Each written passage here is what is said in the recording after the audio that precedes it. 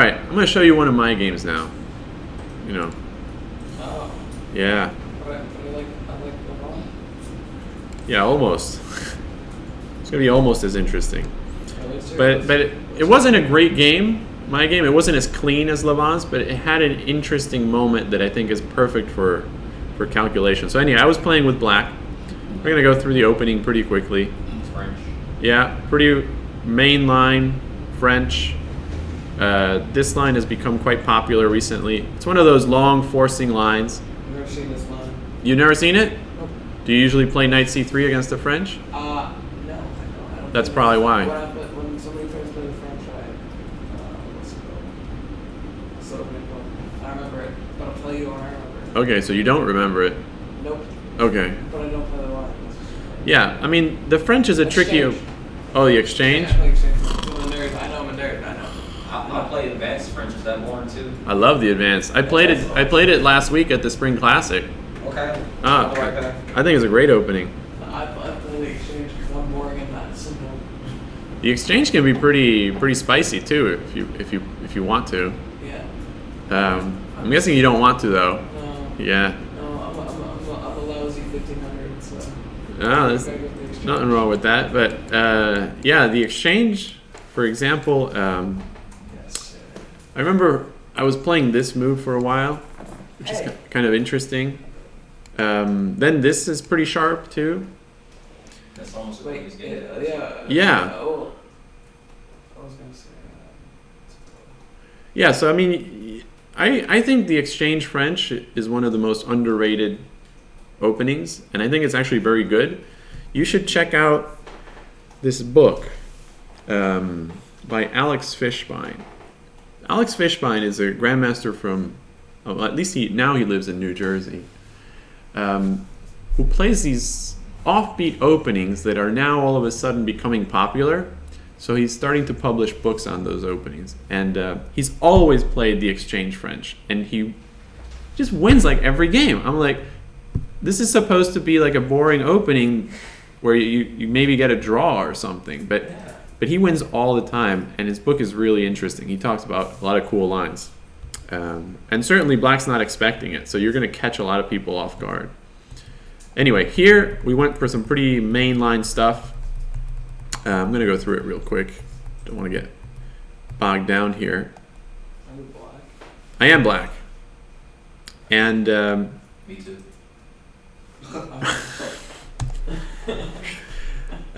so anyway, after queen d8, I think this is our first key moment of the game. It's not really a calculation moment, but at least we're going to understand what this game is about.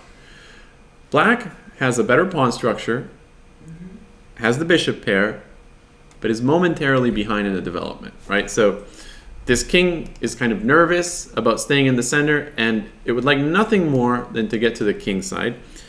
And that's going to happen probably after a move like bishop c5, right? And castle king side.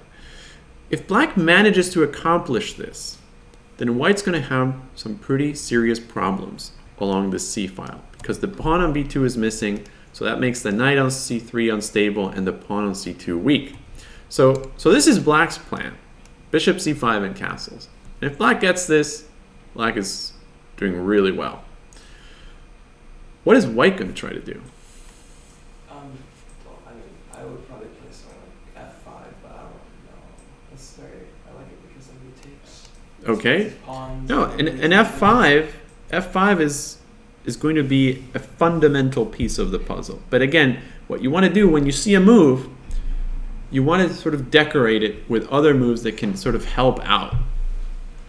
Right? So f5 is the centerpiece, but it's not the only move. It's not like you just play f5 and the game is over. Oh, no, I'm saying I like it because it's supposed to be pawn structure. That's good, but that's a good start. You have to keep going. Why think double rooks on the open b5? Yeah, this happens quite often. It's an interesting idea. It kind of shifts the focus from the king side to the queen side, though, which is not a bad thing. So this is a possibility. What else? What other moves would be useful for white? I was going to say bishop b6, but that's just one attacking move. Bishop b6 This is actually something that black always needs to be very careful with. But Right now, there's no. why not? What is black? Because you just go to E7. Well, I just came from E7, right? Yeah, you just repeat. Yeah, but at that point. I'm not repeating moves. If I go Queen E7, then I can't go Bishop C5 and castles. It messes up my whole thing. But Bishop E7, you could force it straight. Where? C6, C5. I'm just talking about E7. Yes, right. So this is the key move, Bishop C5 anyway. Yeah. So that way I check you and I get rid of this bishop just in time, and it's perfect, right? I'm ready to castle. So black's doing well there. So taking that line into consideration, you could see how maybe a move like King H1 would be useful, Queen E3, stopping Bishop C5. So you can actually take some precautions here. These are all useful moves for white. Queen E3, King H1. I think Queen E3 right now is considered to be the best move. Anyway, my opponent played King H1. I played Bishop C5. He took and played F5. Right? So you got it. So white's really coming at me now. Yeah. How am I going to deal with this? I mean, let's say I were to castle, right? What would be the most direct or simple way to put this game away? Just F6. And if I go like G6? You just bring your queen down to mate, right? Yeah, game over. So that's a good example of how things can spin out of control for black, right? So we never want to allow a pawn to get to F6 because then the game is just going to be over. So what do we do? And if you take your king, it's over anyway. It's still done because your pawn blocked. You're doing it again. If you take, it's over anyway. I'm saying if you castle. No. I mean, I thought when you said if you take, right? You take here. No. Oh, I'm sorry. You're saying after castles F6. And you took. Oh, if I take here. You still just take back. Oh, I see. I'm sorry. I'm talking to two. Yeah. So I don't know. I mean, let's say. Just take back. Pawn takes. What do you do? King H8. And you still bring your queen to G5, right? And then you go here. Oh. Yeah. Okay. Right? So how do we do this? Queen H6. Right away? Or no, I'm sorry, take first. So take here. Then Queen H6. But then he goes the same. Rook here. Yeah, I understand. Then Rook F3, I think. Okay, and I try to kick you out.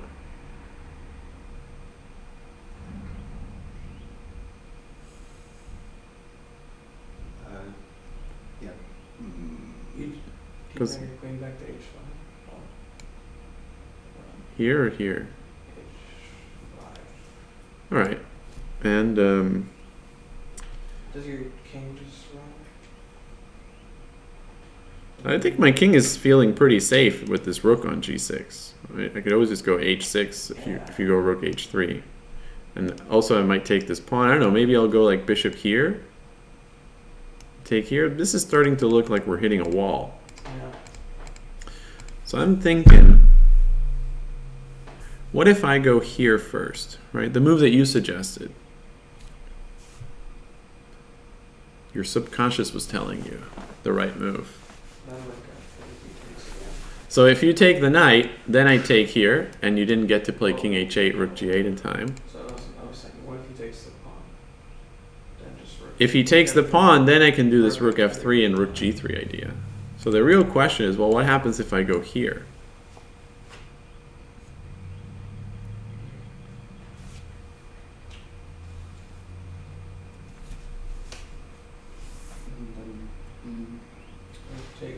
Rook take d7. Oh, you could fork the Rook take d7, right? Queen takes? And then mate. Mate. Game over. My brain. So notice how once you have the pieces of the puzzle, you can move them around, right? You shouldn't take for granted what the right move order is going to be. Usually you assume that it's going to be something, and that's the main blockage you have, right? You're like, okay, but I go f6, e takes f6, queen h6, rook f3, but I'm not getting there, right? And you're like, but it has to be that way. But it doesn't have to be that way, right? Those have to be the moves, but they don't have to be played in that order. So here, queen h6 is just crushing. So the moral of the story is, if you see a pawn on f6, something has gone terribly wrong. Then what if he doesn't castle? That's a great question. That's what I was going to ask you. What would you do instead of castling?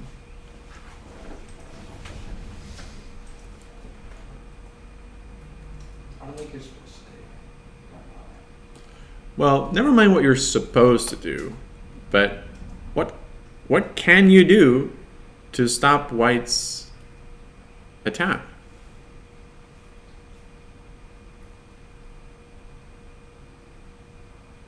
Queen a5. Queen a5. Okay, let's see. Do I have rook b8? Rook c8. Rook takes, bishop takes, and f6.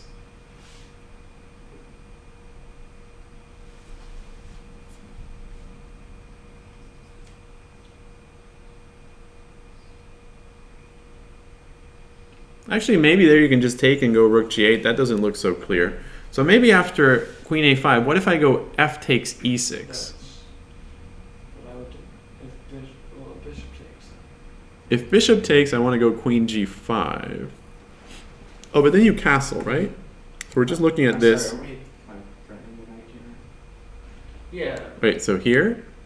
Yeah, you can. You take, I assume, right? Sure. Yeah. And now here?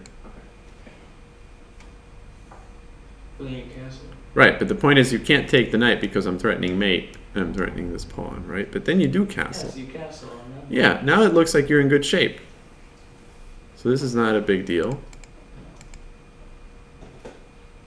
So do I have anything else besides queen g5? I don't think so, right? You're good to go. So I think in the rook b8 I should have done bishop. Here? Oh, then this pawn takes e6. Is that scary? I don't know. Looks kind of scary, but I don't know if it's that scary. It's okay. So it's like queen. What if I cut my losses?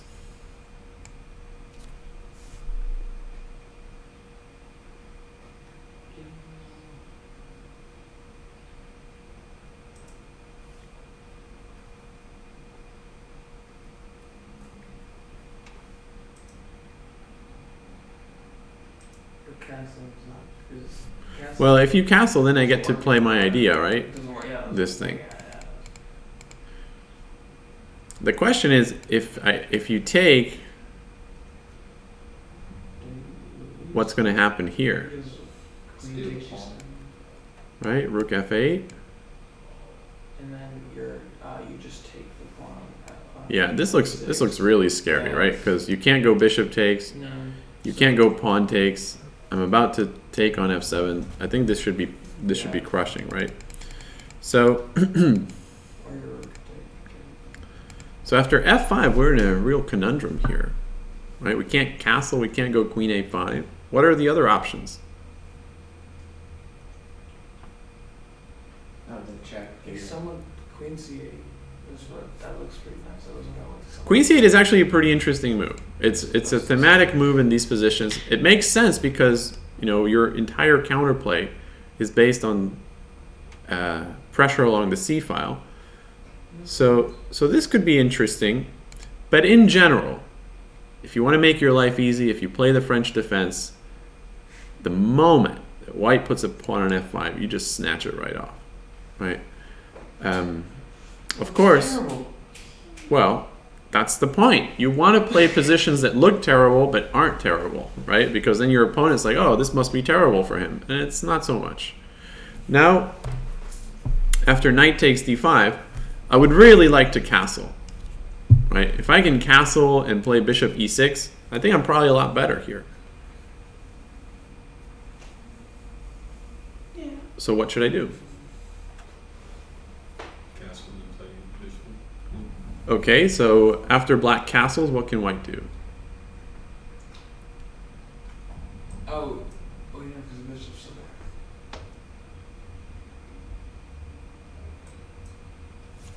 could also even consider this move, but let's start with castles, which seems like the most natural move.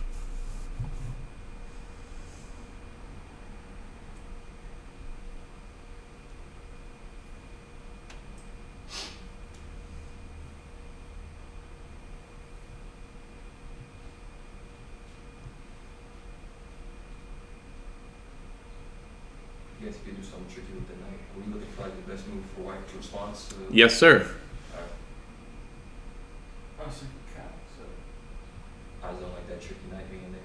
Yeah. I think you've tapped into the lifeblood of that position. Yeah, because once you castle, it could be knight takes, then pawn takes, and then start bringing the queen and rook over. That's just looking ugly. Yeah, well, the thing about the position after castles is that without a pawn on f6, it's a lot harder for white to deliver a mating attack. So, that idea might be a little bit far away, but there's something else in black's position that's quite loose. Yeah, and here in the chat, they're pointing out rook takes d7, right? And after queen takes, there's that knight check that you were talking about. You don't want to throw the check in right away because then you wouldn't really be winning anything. I mean, you would probably still be winning the game, right? It looks promising, but rook takes d7 is just lights out. So we can't castle, unfortunately. So in order to castle, we have to move the bishop. Bishop c6. Okay, so how does the game continue after bishop c6? You give a check with the rook, but then the king just stops.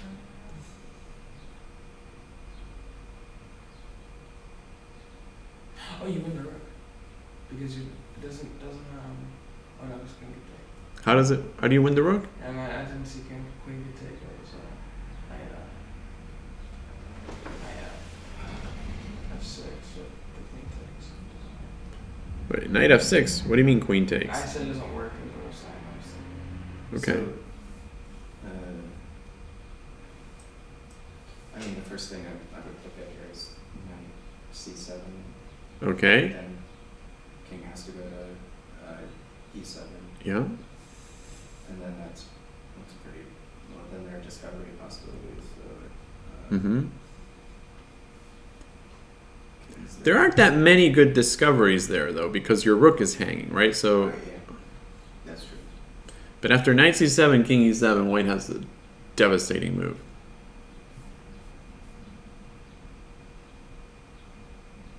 Oh, it's queen g6, queen g5. Yeah, right. After queen g5 is over. The king has to stay close to the queen. Yep, and Check. And now if king d7, you move your knight to Rook. rook. yeah, just rook d1, right? And this is over. And if f6, I think this is just checkmate. Right? So castles is out. Bishop c6 is out. Yeah. Because now you don't have knight c7, right? The bishop's not interfering with my rook on c5, so my rook's controlling the c7 square. And that check doesn't really do anything. But the rook doesn't. Well, So you hang otherwise, what do you do with white? Because I'm threatening your knight and I'm threatening the castle. Two fairly serious threats. Yeah, what do you do for that? Huh? You could, no, it doesn't work.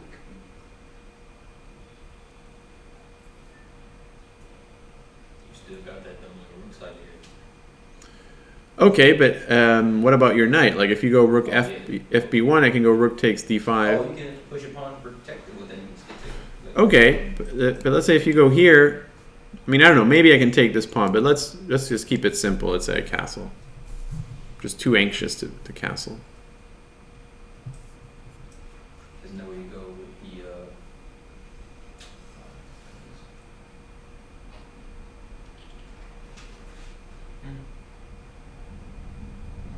We, b5. Rook where? Oh, it doesn't sound. b4 or b? b5. Or no, There's a pawn there. Six. I would say Yeah, I mean, here I'm threatening rook takes, I'm threatening bishop takes. Generally speaking, once black manages to castle, black is out of the woods.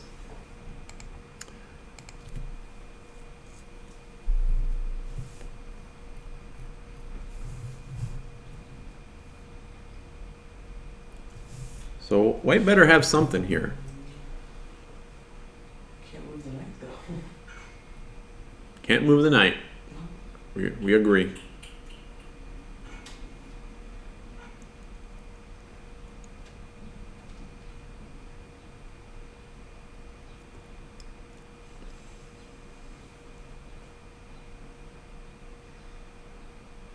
In the chat, somebody's suggesting the move queen b4, which is kind of an interesting idea.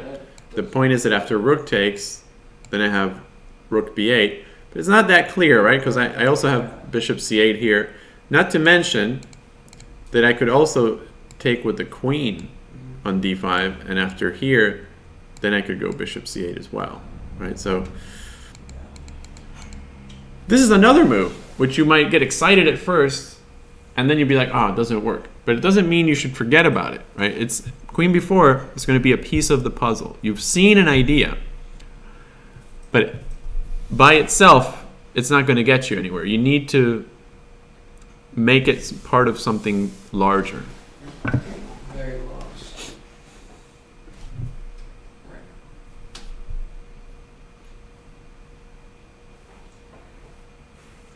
How can we make queen b4 stronger?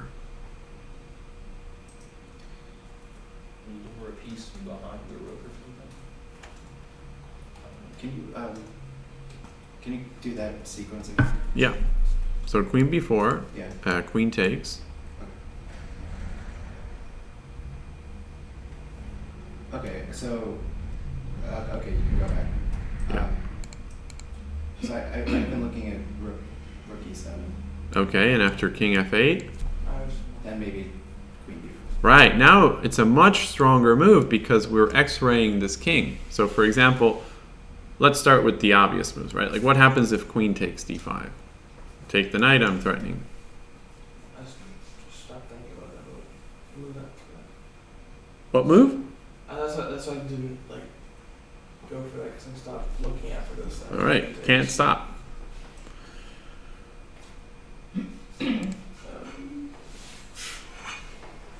Oh, and you just go straight down with the queen? No, because you queen takes rook I always have rook c8, right? Or bishop Or- c8. or king takes rook. Or king takes rook for that matter. Yeah. Terrible.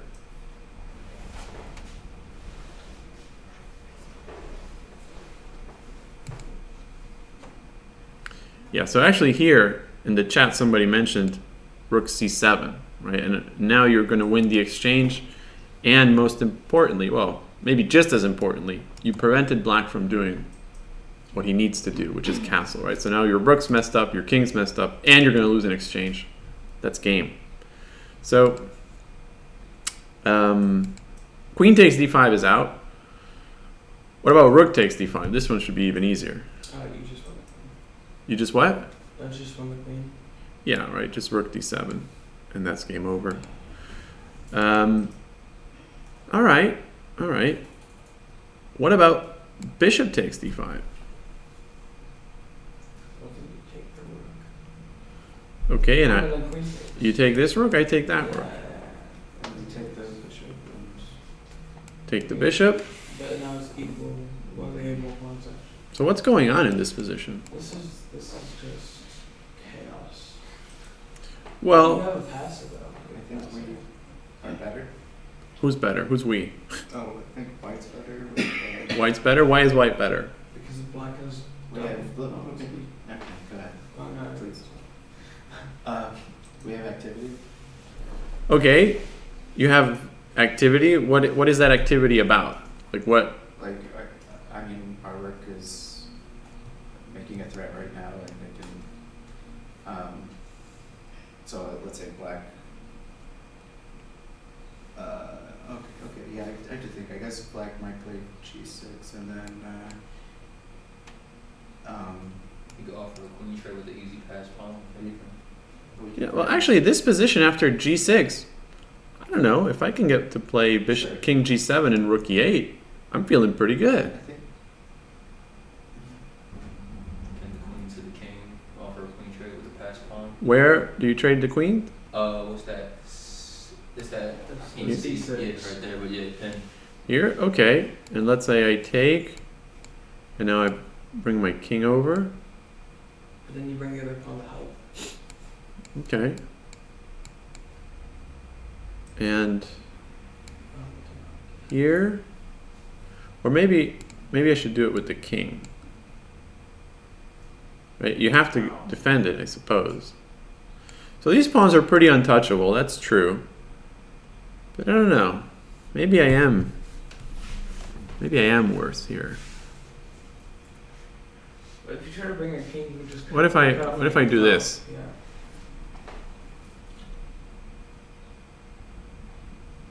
That's a good move. I don't know. I think black might be okay here. Let's just take a quick look. Yeah, it says about equal. So black is holding on, but that's an interesting idea. Queen d6. It does give white some winning chances for sure. Black has an even better move here. Than, yeah. Then taking it better. Huh? Black is better.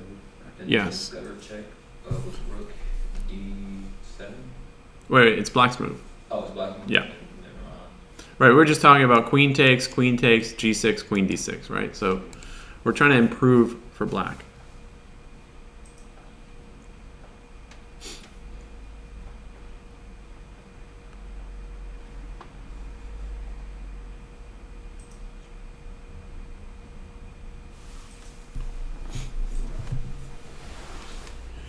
Yeah, there we go. So bishop takes g2, king takes, and now queen takes. Right? So now if you go something like check, queen e8, queen takes f5, again it looks like white has some interesting piece activity and pressure. But black has a way of just solving all the problems here. I completely missed this during the game though. Hopefully I would have found it, but how black to play and equalize.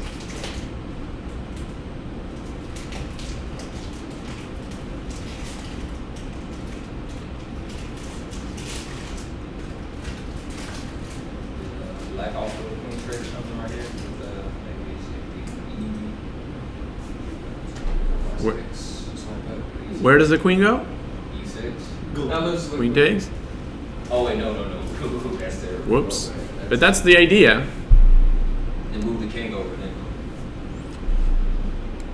Move the king over. Looks a little scary.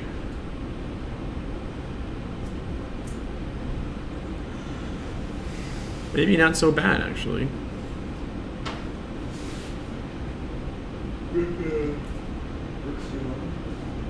Rook c1. Yeah.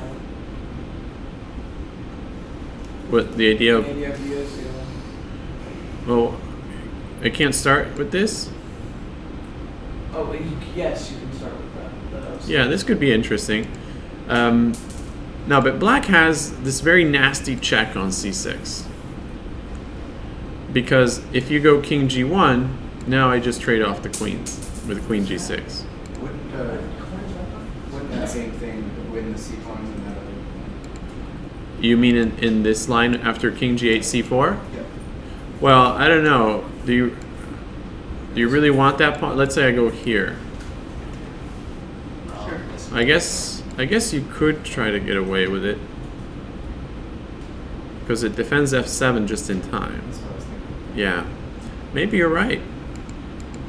So maybe c4 is not the move. Maybe I should do some kind of, I don't know, like rook d1.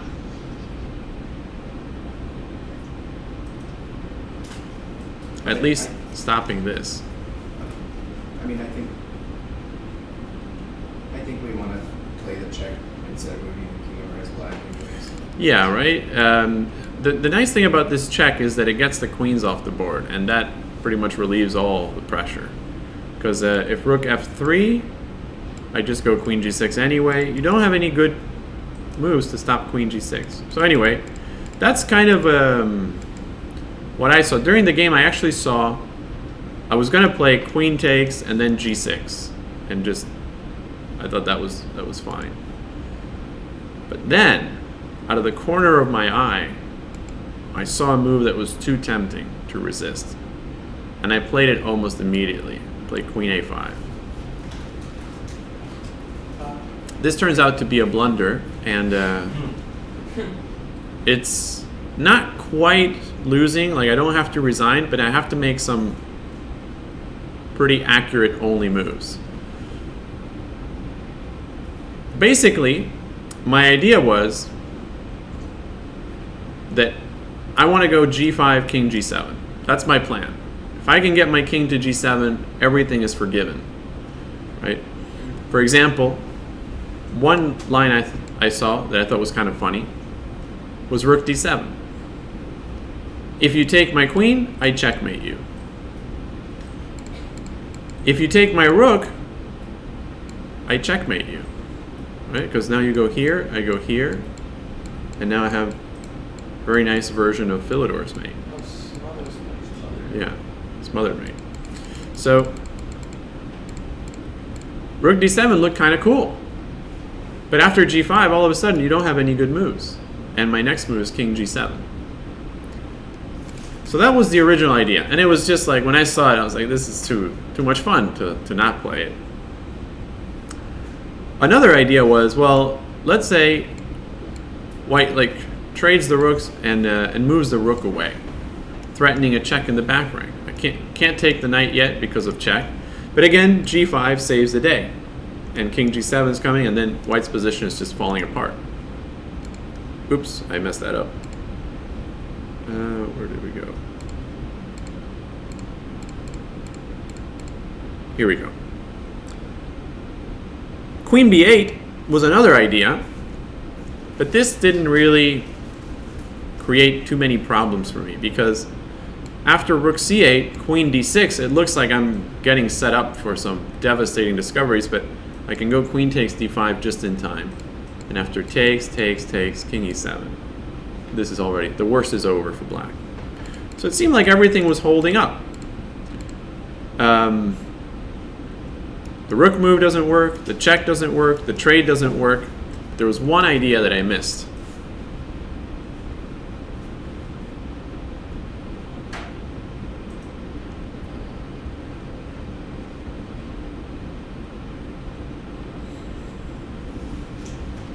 And it's actually very interesting how this move all of a sudden makes all of the ideas that we just saw, all of these ideas that don't work for white, with this move, they all come together and work perfectly. Is it rook takes the knight? It's white to move. Oh, it's white. Yeah.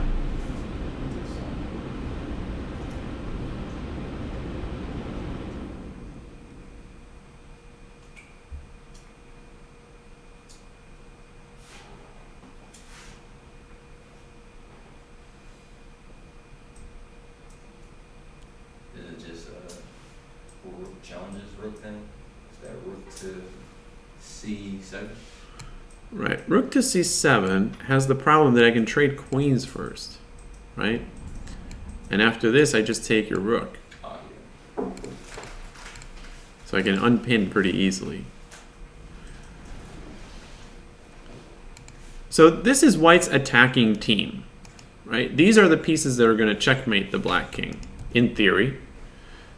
But for the moment, this black king enjoys the shelter of some very committed pawns. So it's hard to really come at this king unless you rip it from its shelter of pawns. Think of the Aronian game that we just looked at, right?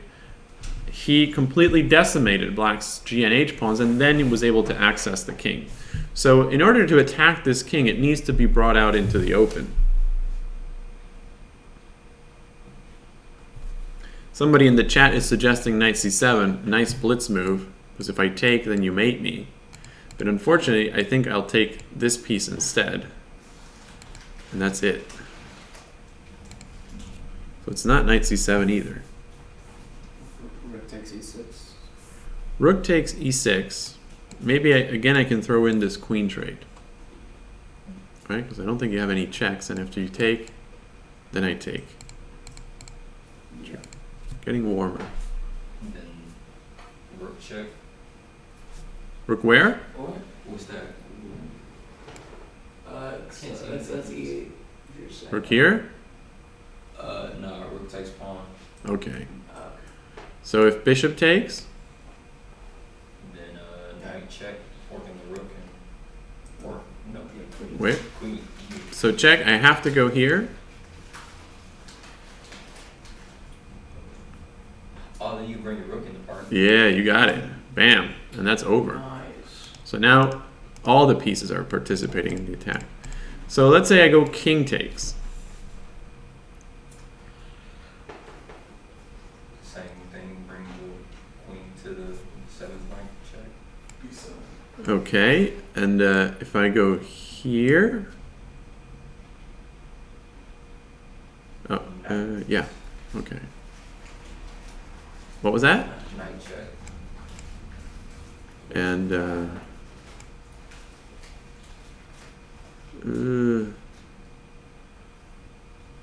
here, or here. I'll go here. Oh no, then you have knight c6. So I have to go king f8.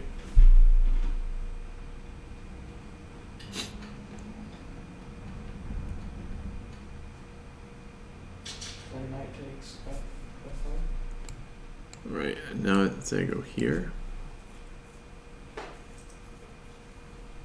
Queen B7 or Queen B8. Queen b8. Oh, it works. What's that one? Hold on. Oh, wait, no, could you check what You you just said? got Wait, that so seven wait, there. go back really quick. Wait, hold on. It still looks pretty scary. Yeah. Wait, so I guess, because if I block here, I think Yeah. you have this check, right? So I have to block with the bishop. Yeah. And then what about knight D D6? Knight d6. King. If I go Then- here, Yeah. And then you bring your rook down to Oh, then F7. take bishop with check. okay, bring this rook in. Oh, dang, that looks terrible. Yeah. Now I'm up a rook. So then do you bring your rook down to F7? King here. Alright, there's something here now. It's Ooh, we kinda got queen check. Yeah, queen check B8. to B3. Ooh, this looks terrifying. yeah, those look terrifying. Here. What do you just don't you spin the Oh, now you have a check here. Wait, so let's say, can I do this? Let's do it. Oh, then you can fork the. Oh wait, then the rook's there. Oh yeah, you can still fork him in a rook. If anything. but like Where? you went knight to C4s. rook Yeah. takes, And you still and win the you're rook. still losing. Right. No, the nice thing is that this is not checkmate, right? Oh, I thought it was. So that's kind of nice. But maybe I don't have to take on c. Oh, yeah, I do because Just the check. queen's hanging. Yeah. Wait, Yeah. So maybe I take. And there's I'm up a piece, right? It looks kind of questionable. is bishop D6 on the fourth. Right. And now maybe check. Is this the only check I have? That's kind of crazy. Yeah, and here. Yeah. So you lose that piece. Yeah, because if you keep giving checks, I think I should be able to block them, right? Yeah. That's funny. I mean, this looks like an insane position. I wonder if it is- really This is crazy. does it. Oh, Black black is winning after king takes e5. Obviously. Oh yeah, I knew that. Mhm. Yeah, Yeah. that's funny. So I remember seeing this during the game. I was not aware that black was winning. I thought, okay, I'm just gonna get mated within the next couple of moves. But I didn't see the mate, right? I was like, okay, kind of holding on.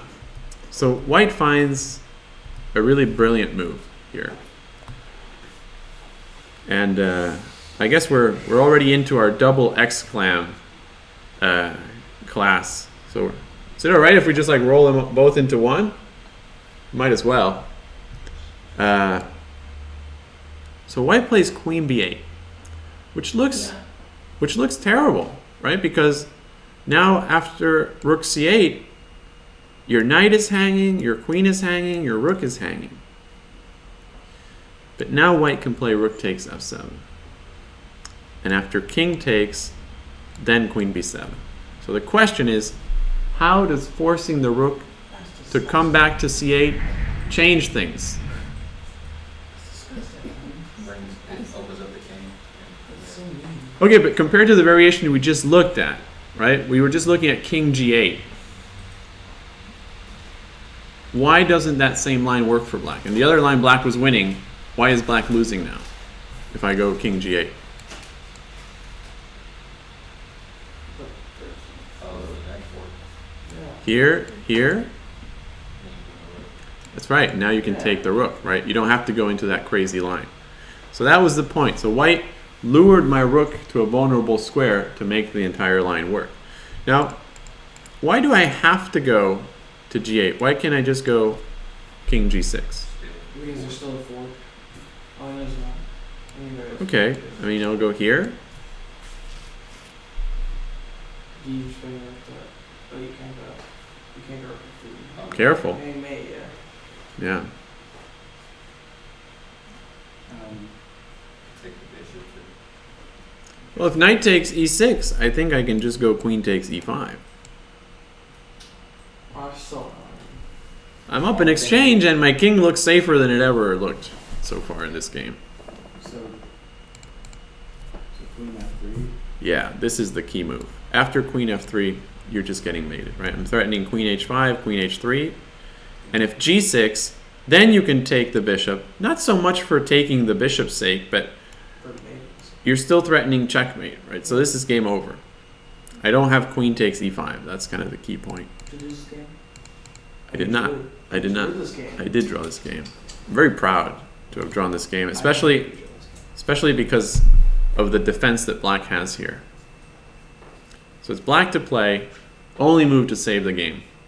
Black to play. So, G7? King G7? queen d7. Queen d7.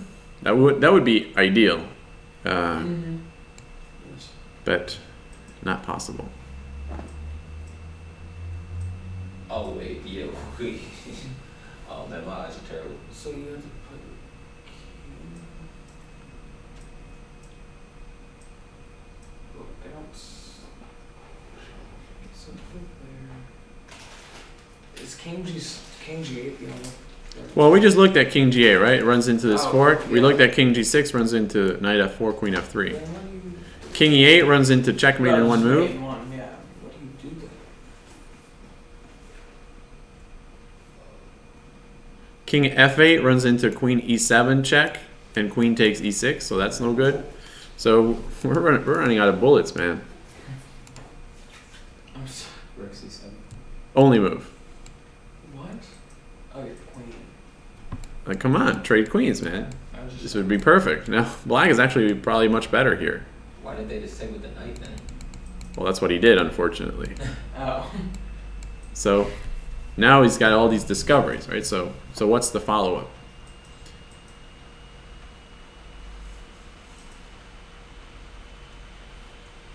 Get the hell out of there. Oh, man, you got to be cold-blooded. Get rid of that pawn so that the king can find a new square, a safer square. It's ridiculous that people. And he actually has no good discoveries here. He was incredibly low on time, and I think incredibly disappointed that he didn't have a forced checkmate. Probably the best thing that he can do here is take and then take this pawn and play this position with an extra pawn.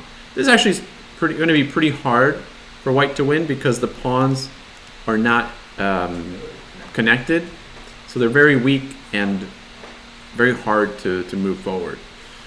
So anyway, this is like the worst case scenario. He played knight d5, and after here, king f6. I was expecting him to take. And again, he has an extra pawn and plenty of pressure, but his main advantage is the extra pawn, and it's not an easy pawn to make use of. Instead, he saw an opportunity to take me out immediately with queen b4, threatening rook e1 and rook takes e6, not to mention that if I move my queen away, there could be a check. So here I attacked. What did I do? Yes, I played rook b8, and now after queen d2, he's renewed the idea of rook e1. So how would you guys play with black? Another important defensive move.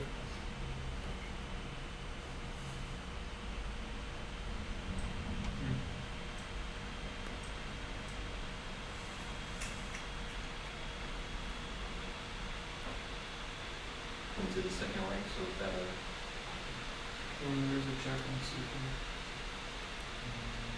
So where does the queen go?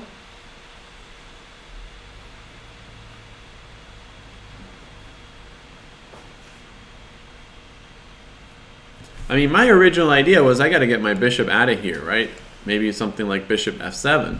But the problem is after rook e1, I don't have a lot of good queen retreats, right? This queen is coming in. Like if I don't know, if I go like queen b5 or something, this is starting to look like it's going to be checkmate real soon. Go back. Yeah? Wait, push a little back before that. Wait, can't you get rook b6? Rook, That defends your bishop, so rook b6? Yeah, so rook e8. Okay, what about this check? Oh, Right, it looks like my dark squares are just falling apart here, right? Rook e1 is coming, this diagonal is going to be a problem, this diagonal can be a problem. This is looking pretty grim.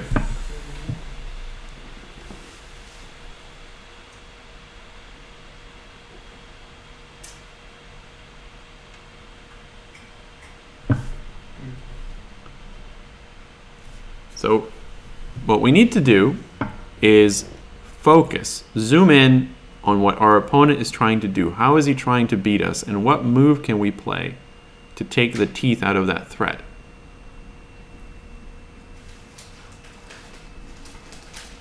so threat is rook e1, right? Yes.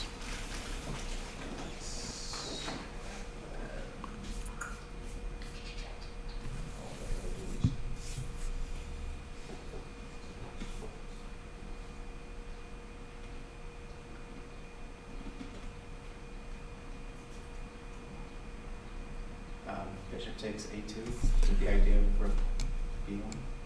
Excellent. So now if rook e1, actually you have queen takes e1. And after queen takes, then rook b1. And this endgame is completely losing for white, because you have the bishop against the knight and the outside passer, an extra pawn. That's it.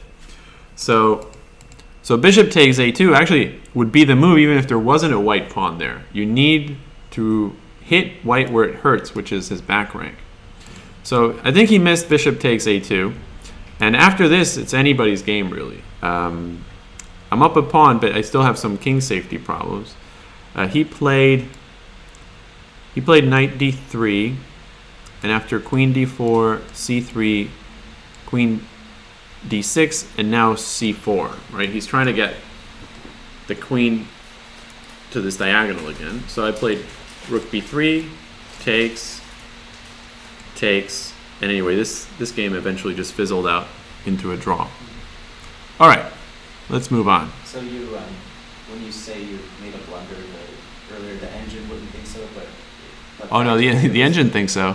Back here. Oh, I thought you said you had some only moves.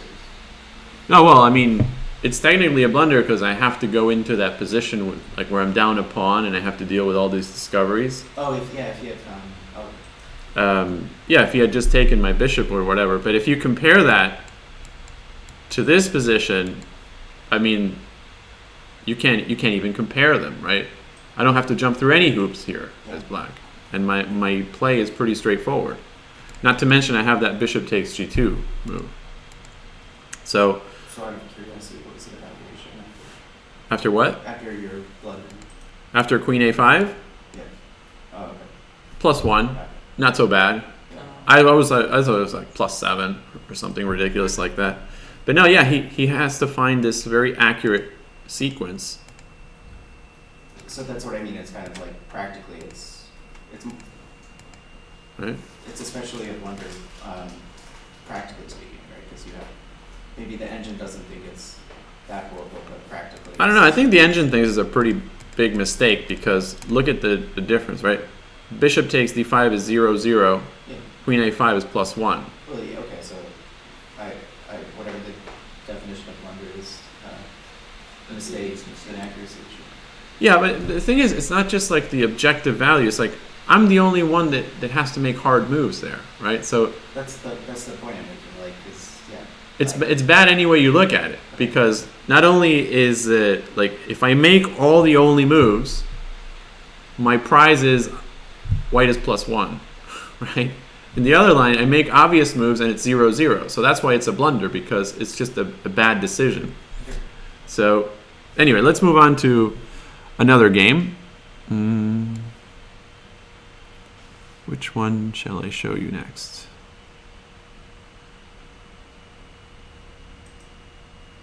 This was a good one, I think. Okay, so let's go through the opening fairly quickly. I'm playing with white, pretty standard Nimzo-Indian. And after f3, I don't know, does anybody play queen pawn or Nimzo-Indian? Yeah, what do you... Yeah, I play the queen's pawn, but like the first queen's gambit. So what do you do against the Nimzo-Indian? You go... I do queen c2. Okay, queen c2. Yeah, that's all the rage right now. I'm starting to look more and more into these structures where white embraces the doubled pawns because everybody thinks this is bad for white. I'm not sure it's so easy. It's kind of like the general perception of the isolated queen pawn, right? That everybody thought it was bad, and now all of a sudden, like, it's amazing. So I have a newfound appreciation for pawn weaknesses because I always like to say that pawn weaknesses and piece activity are like two sides of the same coin or sit on opposite ends of a scale, right? They are inversely proportional. Like when your pawn structure is terrible, your piece activity usually is very good. When your pawn structure is immaculate, usually you have passive pieces. So having a terrible pawn structure doesn't really mean you have a terrible position. It actually creates this huge potential for your pieces to become active. In this line, for example, white has a pretty clear sketch of where the pieces go. That's what I like about it. White wants to get a pawn to e5, a bishop to d3, maybe knight to h3, the bishop can come to g5, you want a castle, maybe go f4, f5, right? That's just the general outline. So in this game, black decided he didn't want anything to do with this and offers me to undouble my pawns. So now I'm getting rid of like what's supposed to be wrong about my position, and I get to keep my dark square bishop. And now d takes c5. Does anybody recognize this position? It's actually very, very topical these days. It usually arises from a different variation of the Nimzo-Indian, which is really the popular variation, which is the f3 line. This is probably the most aggressive way that you can play against the Nimzo-Indian, but it's very closely related to a3 and to e3. These three moves, I would say, are members of the same family because the kinds of positions that you get are very similar. So usually after f3, d5, a3, takes, c5, takes, and takes, we get the same position that I got in my game.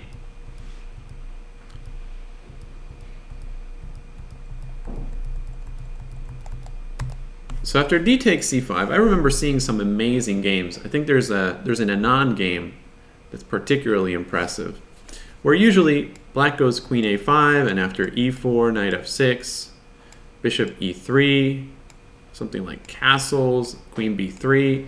The game goes on, and black is just always so close to solving all the problems, but white keeps finding, these little hurdles for black to jump over. So anyway, I think those positions are fascinating. I was totally cool going into that. But my opponent surprised me and played this move f5. What do you think the idea of f5 is? Can I ask a question? Yeah. After knight takes d5, what if e4? I suppose knight will take on c3. Right. Is this bad for white? Well, I'm threatening your queen, but I'm also threatening your pawn on d4, right? So Yeah. so your position's falling like a house of cards here, Okay. right? Because you move the queen. Now maybe queen takes d4, And I'm sorry. and you lost 2 pawns. That's fine. So white's idea is not so much to defend the pawn on c3, but hopefully to sort of make a trade. White doesn't care about this pawn. In fact, white would like to get rid of this pawn. If you were to play something like knight takes, after takes, and bishop b2, you can see the advantage of having no pawn on c3 because your dark square bishop is amazing. That's the idea. But yeah. Yeah, and that's the idea of the entire line. The whole point of the f3 or a3 variations is to say this bishop is going to win the game, right?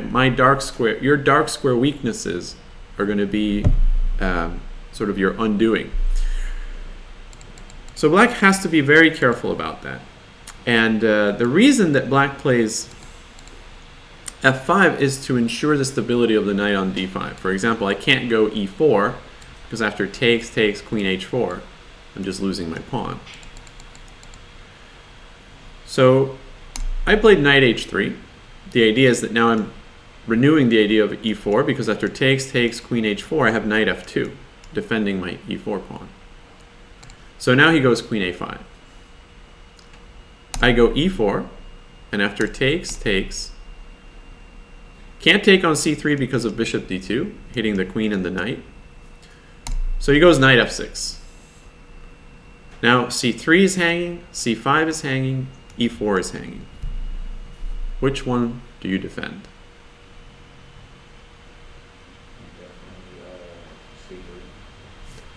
C3. Why C3? It's a very prominent dark square position. But remember that out of all the pawns, that's the least valuable because it's the one that interferes with our bishop the most, right? If we wanted to put a bishop here, that pawn would bother us. Yeah? Is it the Okay. So I would push it. how do you defend it? I wouldn't defend. You push it? Yeah. But now I might take on c3 more than anything because then I can take on e5. I get kill 2 birds with 1 stone. Yeah. So it's actually a trick question. You don't defend either of them, right? You don't care about either one of these 3 pawns. If it were up to white, just wipe him off the board, but let it consume tempi for black. Right now, after queen takes c5, for example, if knight takes e4, I think here I can just castle. And my lead-in development, my dark square bishop, is going to make up for my missing pawns, right? Something like this. You can already see black just basically getting crushed here. Right? Queen f7 is coming. I don't know. I'm sure there's many ways of playing this. But queen takes c5 is an interesting move because it stops me from castling. So it kind of halts me on my tracks and says, stop this development, right, for a moment. So this is a key moment in the game. How would you guys play as white?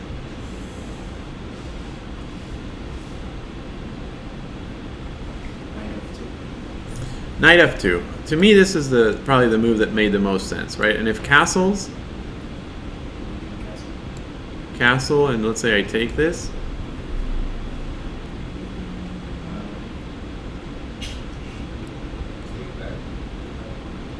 Do what? Take back the knight. Your knight is pinned. Okay.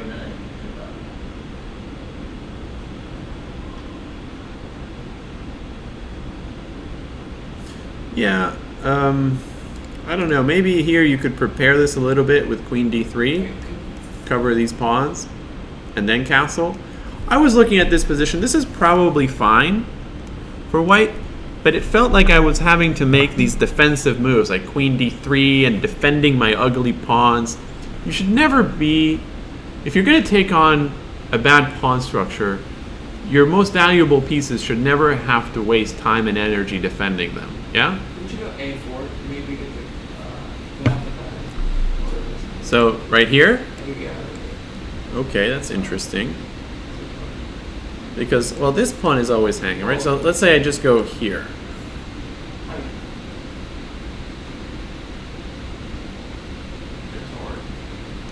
Yeah, because if bishop a3 takes, and we usually want to meet queen takes c3 with bishop d2. So I didn't like the direction that the game was going in, right? It felt like, oh, retreat, passive, you know. I was losing momentum. What I wanted to do was, obviously I wanted to castle. I wanted to bring my knight into the game. I wanted to bring my bishop into the game as well. But this queen, I mean, black hasn't moved a lot of pieces, but this queen is really causing me a headache. So what do you do with your opponent's good pieces? You trade them off, right? That's the essence of peace trades. And peace trades is one of the most misunderstood tools at your disposal in chess. I hear these things, and I used to live by this when I was a kid, and then I realized this is ridiculous. Like, when do you trade pieces? When you're up material, right? That's like the worst reason to trade pieces. It has nothing to do with material. When you are considering a piece trade, the basic question you need to ask yourself is the piece that I'm about to trade off, is my piece worse than my opponent's? That's it. You can break down every piece trade to that very simple question. A more advanced or sort of sophisticated way of looking at piece trades is to say, well, let's say that, just for argument's sake, that this is a bad piece for black, right? That's black's worst piece. Another way you can use piece trades is to isolate problems in your opponent's position. So, for example, if the bishop on c8 is the worst piece, what I'm interested in doing is trading off all the good pieces, because those pieces pick up the slack for the misplaced piece or bad piece. So what you do as you start taking pieces off the board is you start amplifying the problem, right? So these are the two ways of thinking about piece trades. You either trade off your bad pieces for your opponent's good pieces, or you start taking pieces off the board to amplify a specific problem. So here the key move is queen d4. Because after queen d4, the queens come off. Okay, black takes my pawn, but now I'm able to do all of the moves that I want. I'm going to play knight f4.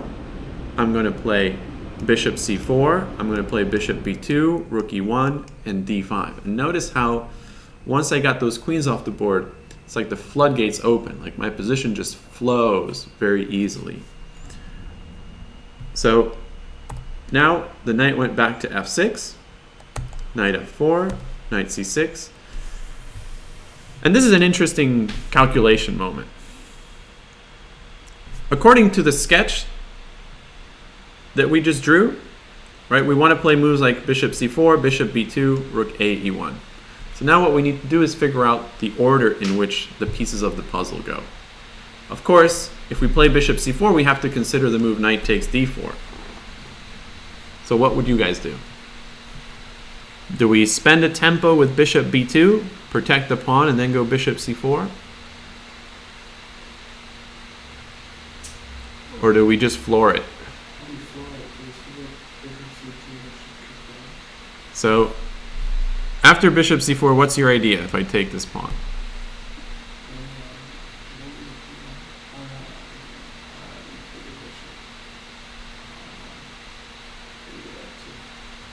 Okay, so bishop b2.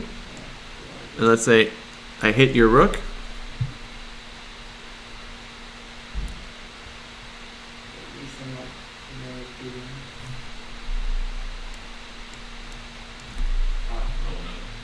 yeah.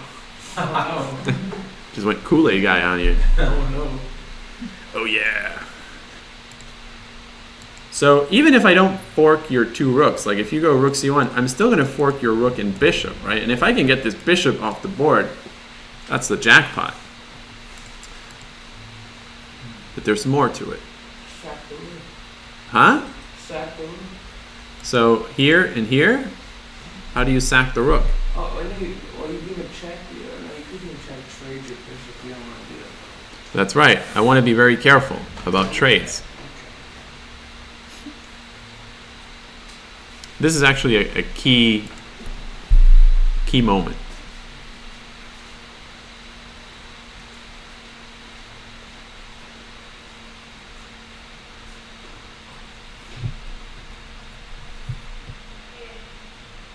If I go rook fe1, then you just go knight takes c4, and black's going to castle or go bishop d7.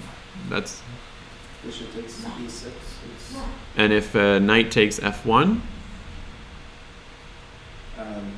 Then rook takes c8. Oh no. Or yeah, maybe just bishop takes c8. so this is kind of an interesting question, right? After knight takes f1, should you take with the rook on c8 or the bishop?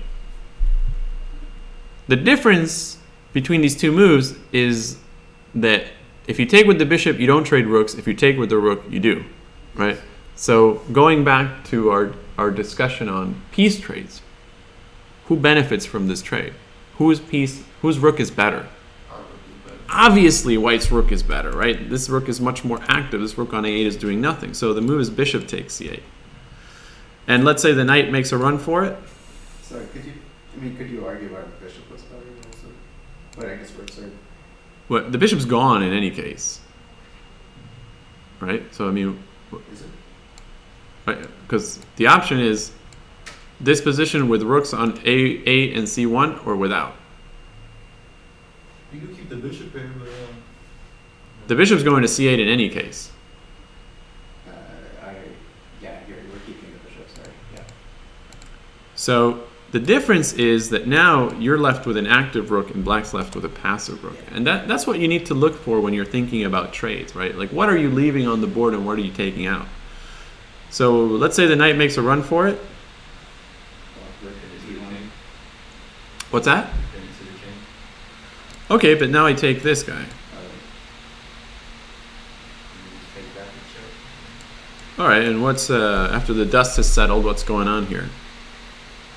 A whole lot of nothing. I would say a whole lot of something, just not what you were hoping it was, right? Because black is probably winning here. Black's going to bring the other rook to e8, the other rook to c2. So, bad news. We don't want to let black off the hook so easily. Black, really the essence of black's position, what's going to make or break black, is whether black can connect this rook into the game. We block from castling with the bishop. Yeah, the bishop just comes back to e6. And now the knight's in trouble. Maybe that also attracts the knight, doesn't it? Yeah, Knight has nowhere to go. it dominates the knight. We can also prepare rook c7, right? Maybe wipe out black's pawns. So black is in big trouble here. That's why, after bishop takes e6, he took on e6 right away. So his idea is, if knight takes e6, now knight takes f1. And it might look very tempting, right? Knight takes g7, king f7, rook c7, king g6, but that's as far as I'm going to go, right? White's going to maybe take here, but white's still down in exchange. And most importantly, what happened? The rook joins the game, right? I can play like rook c8 or whatever. So black is again on top.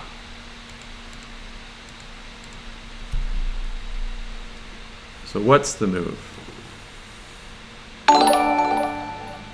What was that? Somebody sub or something. Oh, it's in the background, okay. Rook f1. Excellent. So now you're going to get your piece back no matter what. You avoid losing the exchange, and most importantly, you've delayed black's intentions of connecting the rook. So black played knight d5, and now I think knight takes e6 simply allows king f7, right? And the king, if it gets in trouble, can go to g6. The rooks are coming in. So I played rook takes e6, and after king f7, it looks like it all went down the tubes, right? Black connected the rooks. It's ready to play rook e8. I'm down a pawn. I better have something. So how should white play?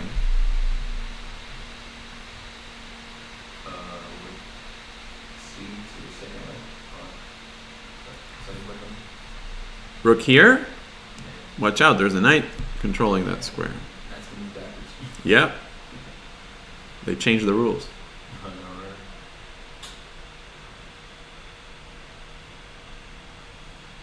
But you've actually hit the nail on the head in terms of the idea, because we would love to put a rook on c7 because it would push the king back, right? The king would have to go to one of these squares because g6 is under control by our knight. So the question is, how can we make that happen? Cash in the bishop, I guess. Bishop takes f6. Bishop takes f6. So your idea is that after knight takes, And we do what we want. and let's say the king goes here,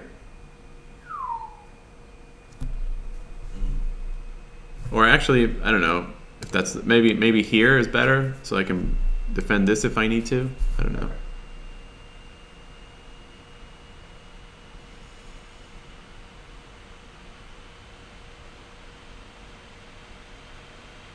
Oh, move both rooks to the second. To the Yeah, I mean, this looks crushing, right? I'm only down a pawn, but knight's coming in, rook's coming in. I can take these pawns anytime I want. All right, so that would be fantastic.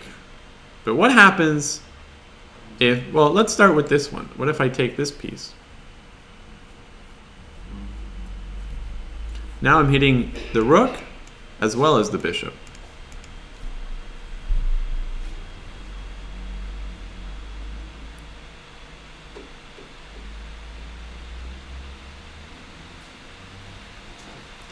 All of a sudden it seems like there's a short circuit, right, in White's plans. The same thing goes, I think I could even get away with this, right, because now the knight hangs and the rook hangs too. So bishop takes f6 would have been wonderful, but doesn't quite work.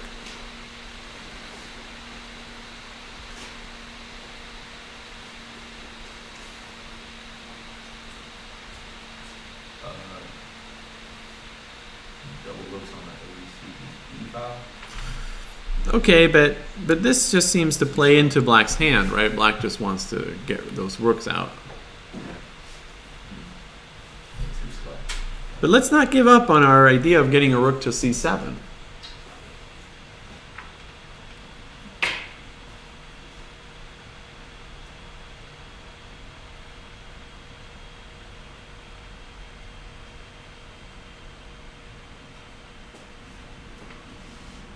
So how else can we try to deflect that knight on d5? We tried with bishop takes f6. Yes, rook takes f6. Okay, rook takes f6. Because if I go pawn takes, then you just take this, and the f6 is gone, and that's losing. So I have to go knight takes f6. And now I can finally bring my rook to c7 and push the king back, right? Where should the king retreat?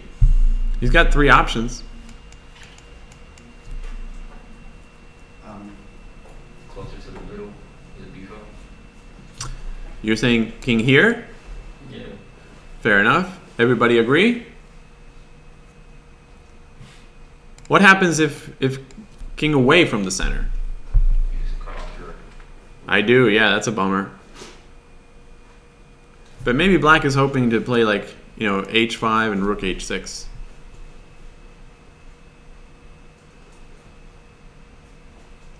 In the chat, they're suggesting the move knight e6, which looks devastating, threatening checkmate.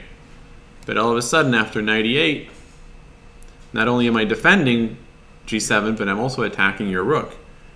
And let's say if you go here, then I'll go h5 and rook h6. And again, it's anybody's game.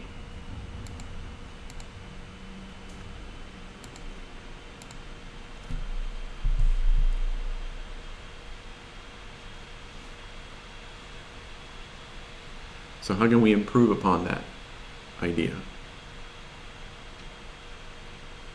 I'd rather bishop takes knight and you're trying to clear for the same knight after you. Bingo. Oh, that was it? Yeah. Oh my god. Doesn't have to be hard, right? Just remove the defender, and now there's no stopping rook g7. In fact, this is what happened in my game. My opponent played rook e8, and I just mated him. So it's funny how,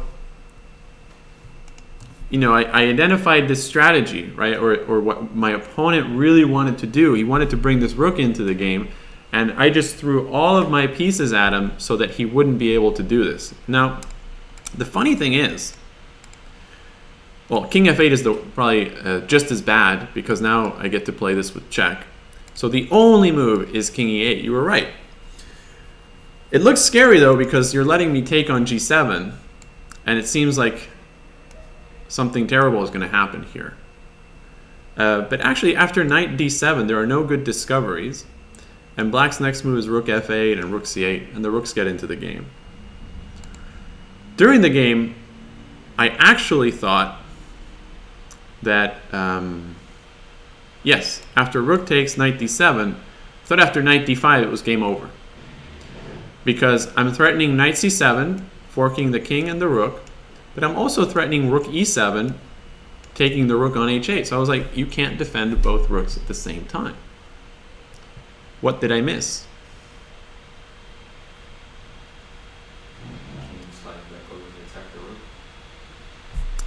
King here? All right, but then I take the knight, right? Doesn't quite solve your problems.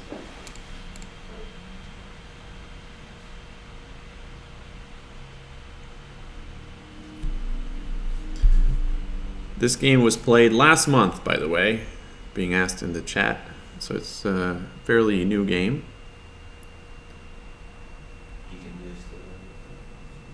They're also suggesting castle queenside, but you've already moved your king like 8 times, Yeah. so that's not. I saw that happen in a real chess game in a tournament.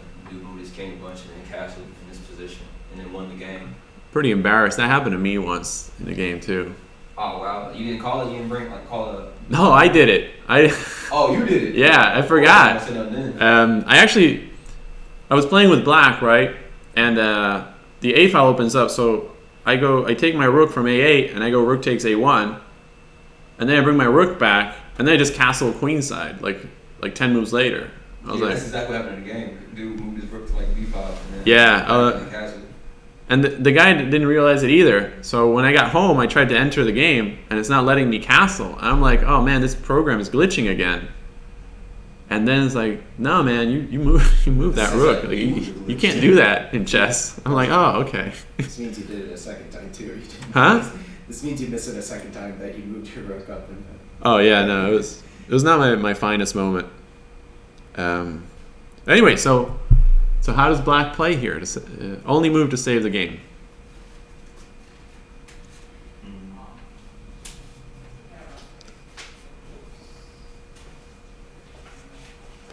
What happens if you do an illegal move? Well, if it's a regular time control over the board game, they'll usually penalize you the first time. They'll put a couple minutes on your opponent's clock. It's really kind of a slap on the wrist. It's not much.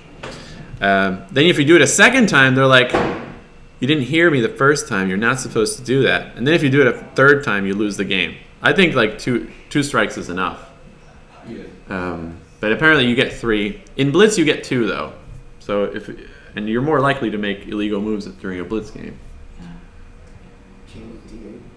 Yeah, king d8. This is key move, right? Because now there's no knight c7 and rook e7 isn't check. So I missed this simple move. After king d8, I think the engine gives this as like 0, 0, 0. Yeah, it's crazy. I was going to play on, but I felt like, oh man, I wasn't expecting this. Like I was looking at stuff like h4, just trying to get my pawn up. But anyway, this would have certainly made things a lot messier. Tracy, how are we doing with time? 7 o'clock. All right. Okay, guys. So I guess that's it for today. I hope that you enjoyed some of these games. Some of them are ripped right out of the headlines. Others I kind of dug up from my obscure tournament games. But in any case, I thought these were kind of interesting positions. So thanks for coming.